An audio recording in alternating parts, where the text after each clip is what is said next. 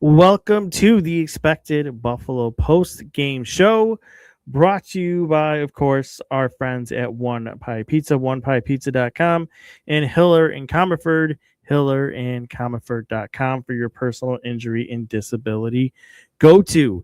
Here we are, days before the calendar flips 2026, and we are talking about a team that is on a 9-game winning streak with their 9th straight win over the St. Louis Blues, 4-2.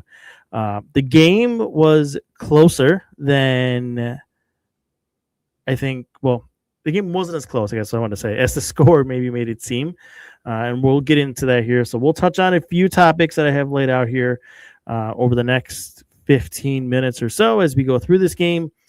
But I think off the top, where we start is another just solid team effort tonight, from the defense to the forwards to the goaltender. When he calmed down, the first couple goals were a little bit shaky, but he settled in. He made some saves when he needed to and helped this team stay in the game until they were able to find the tying goal and then eventually the go-ahead goal in the third period. And, this gets into the conversation that we had yesterday on the podcast that I did. It's why it feels different. It feels like a team that they never feel out of it. They don't let much rattle them anymore. Earlier in the season, those 2 goals by line are given up. You're up 1-0, then all of a sudden you're down 2-1 relatively quickly. That kind of gets away from them, and not only from the team, but I think from the goaltender itself. It kind of, you start to feel that, oh no, that spiral, and things really start to run away from you. Well, that's not the case anymore. This is a team that has showed a lot of resiliency. It has showed maturity, and again, it's winning hockey. That's why, I'm so confident in saying this is a sustainable way of winning. Like, I know there were some numbers going around maybe today again about what their numbers are of the 8-game winning streak. Well, I mean, look at tonight's numbers. They're going to drastically change that because they were dominant, but a lot of that goes into score effects, and a lot of that goes into the way they're defending leads. But I think they're only getting better at it. Maybe early in this streak, you can talk about, when they're defending those leads, that they're not really pushing offensively. It was a lot of just sitting back, dumping the puck out, and just defending. There wasn't a lot of offensive push. Where that wasn't the case today. I don't think that was the case against Boston. I don't think that was the case in maybe a few other ones prior to that even. They pushed, carefully, of course, not taking too many chances, not taking risks. They don't get caught. They made it sketchy a few times at the end. Don't get me wrong, on the penalty kill, and then a few other ones. Then Lyon at the end really almost gave me a heart attack with how he played that puck off the wall. But when you're going this way, puck luck is just on your side, and that's just hockey. That's the stuff in hockey that the numbers aren't going to catch. It's just the bounce of the puck. And when it's in your favor and you're playing well, you could string together 9-game winning streaks. But, getting back to it, it's a mature team. And the Ryan McLeod goal, when I posted on social media, Twitter, X, whatever you want to call it, talking about, that is a winning hockey play. That is a puck that starts from the defensive zone into the neutral zone. You make a play against and on the wall, and then you deflect it in. And Ryan McLeod goes in there with his speed, wins the race for that puck. Not only does he win the race, gets it to the front of the net, it bounces around, and then Zach Benson, for you kids watching at home, doesn't skate by the net, stops at the net, puts the puck in 3-2. Winning hockey, forechecking. That is what makes this team different. It's what we've talked about for a couple of years now, where we know this team can get out and run. We know they can play on the rush. It's what they like to do at times. And a Lindy Ruff team he'll tell you that's what he likes his team to do, to attack on the rush. But how you are a sustainable winner in this league is if you can play games differently. If you not only can attack on the rush, but if someone's going to shut down your rush attack, can you forecheck? And this team can. And this team not only can on one line, they can forecheck you on all four lines. That is the benefit of having Josh Stone and Zach Benson and Noah Ostlund, and then your fourth liners who just are relentless. It's a mentality where everybody buys into it too when they see these guys doing it and being rewarded for it. And now it becomes an every line thing. And then you see this guy getting in a shot lane, that guy getting in a shot lane, blocking shots, making plays. It's infectious, right? And we're seeing that right now. I think that they're all feeling that. Is a different swagger. There's a different belief. There's, up and down the lineup, really. I mean, don't get me wrong. Not everything is perfect. Not every player is playing their best hockey right now by no means.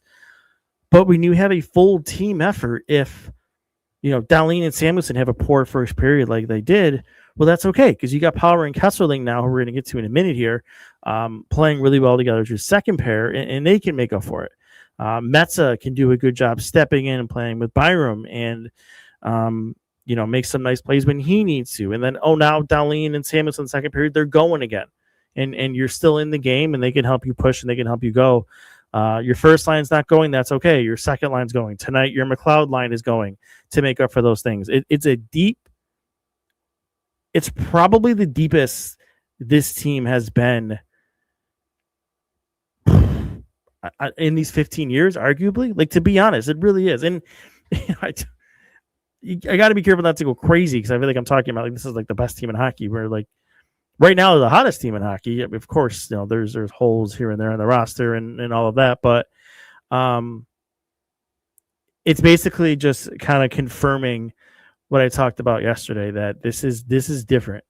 And there were examples from period 1 to the end of period 3 of why this is different.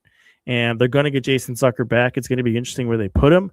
I thought maybe the McLeod line made sense, but how they played tonight, I don't know if I want to disturb that too much, but we'll see. We'll save that conversation for when, if he does get back in against the Stars on New Year's Eve. But really quickly, just getting back to it to wrap it up, talking about the third period. I mean, look at the numbers if you haven't seen it. Shot attempts at 5-on-5 were 22-6 in the Sabres' favor. Expected goals were 0.75 to 0.19 in the Sabres' favor in natural statistics data. I mean, that's just choking out a team. And again, they gave up some chances here and there, but Lyon made the saves when he had to make them. And that is just the full picture coming together. That's a team that at the end of the night, 65% at 5-on-5 in shot share, 70% in expected goal share.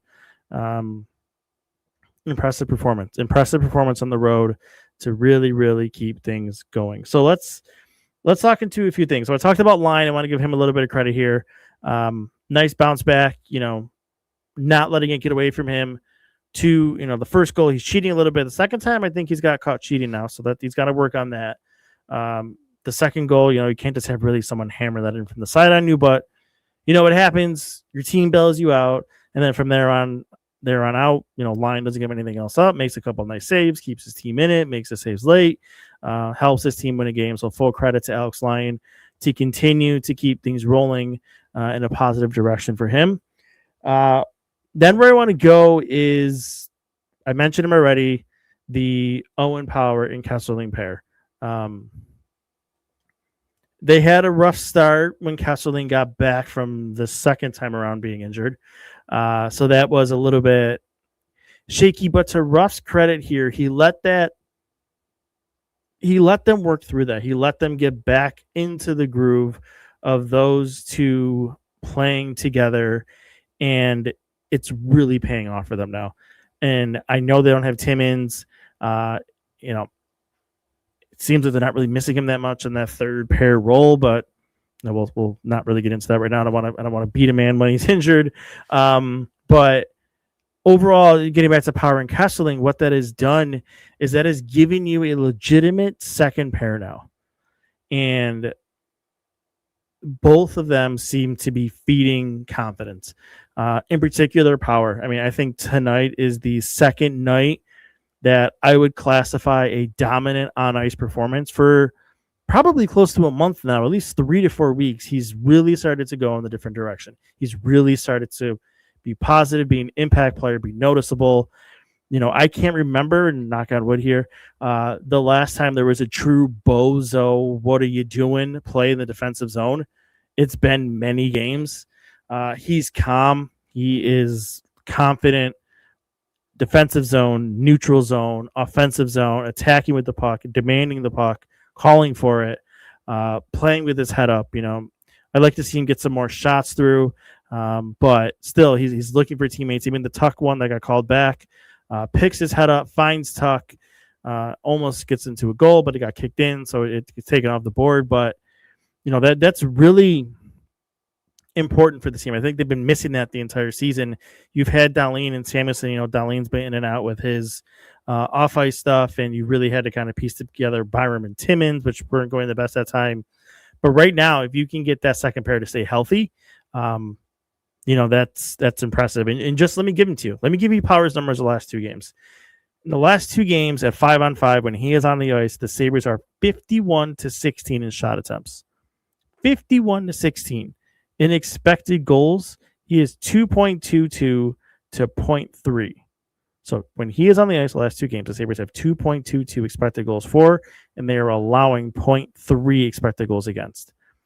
That is why I'm saying for the second game in a row, that is a dominant on-ice performance. And it's not going to be like that every night. There's probably going to be some rough nights here and there as we get through the remainder of this season. Power hater, power lover, however you want to be here. I think if you want to be a true objective observer, you got to give credit where it's due here. That this is looking like that player that we've seen for parts of the previous few years, but really it would struggle in the beginning, inconsistent. But that consistency is here now, and this team is benefiting from that. And then the last thing I wanted to touch on and give them their roses is the McLeod line. Excuse me. That's the line I talked about yesterday when I was going through where do you put Zucker in. I thought that's where it made sense to put Zucker into your lineup because of the McLeod-Quinn success they've had previously. And then that line shoves it back in my face tonight and has arguably their best game as a trio. They ended the night 82% in shot share, 82% in expected goal share. They were on the ice for the winning goal, the Zach Benson goal. It gets back to the consistency of all 3 groups. If I would say tonight the Tage line maybe wasn't that impactful, but that's okay because you had the Norris line get you 2 goals and you had the McLeod line get you 1. And maybe next game the McLeod line's not going, but it's okay. The Tage line will be going. And that is why this team has been able to stack together wins. It's you have a variety of skill sets that you can blend through all 3 lines. You have depth scoring on all 3 of your lines and players that can be impactful on offense and also play defense. So it's going to be interesting to see what happens when Zucker gets back. Logistically, you think the easiest thing probably, and I didn't talk about this yesterday, is maybe to put him back with Thompson and Doan on that first line and move Krebs down. You could slow play him in and put Zucker on the 4th line. The problem with that is who plays center. If you're going to take Dunn out of there, that is where you get into the problem, which is why putting him maybe with Tage on that first line makes more sense. Pulling Krebs out of there, I don't think it's working to the great degree. Don't get me wrong. Krebs is playing well. He's doing good things. He's a madman now with the empty net. It's 2 empty net goals to seal games. So I don't want to take anything away from Peyton Krebs. I think he's doing a lot of what Lindy Ruff likes about him and what he's being asked to do. But he could do those same things in that 4th line role. And, I think Greenway is starting to play a little bit better. Maybe he's getting healthier. Malenstein has been just really solid the entire season. That is a true 4th line player.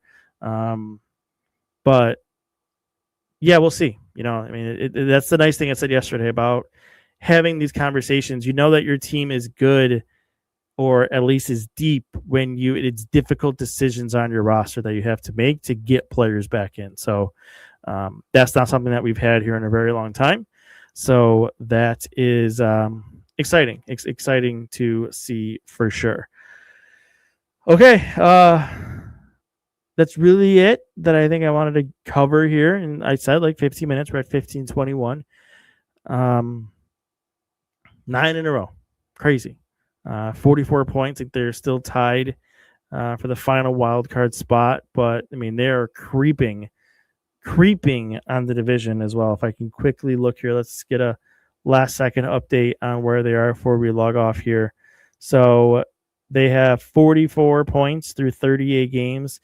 They have the same points percentage as the Florida Panthers. If you wanted here, you can hang your cap on this. Technically, the Washington Capitals are the number one wild card team in the Eastern Conference with 45 points in 39 games.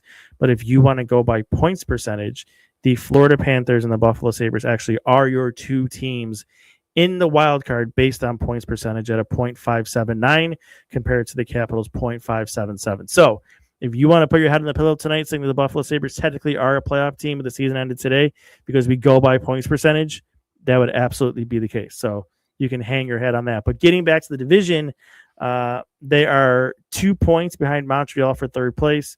They are 3 points behind the Tampa Bay Lightning, and then they are 5 points behind the Detroit Red Wings.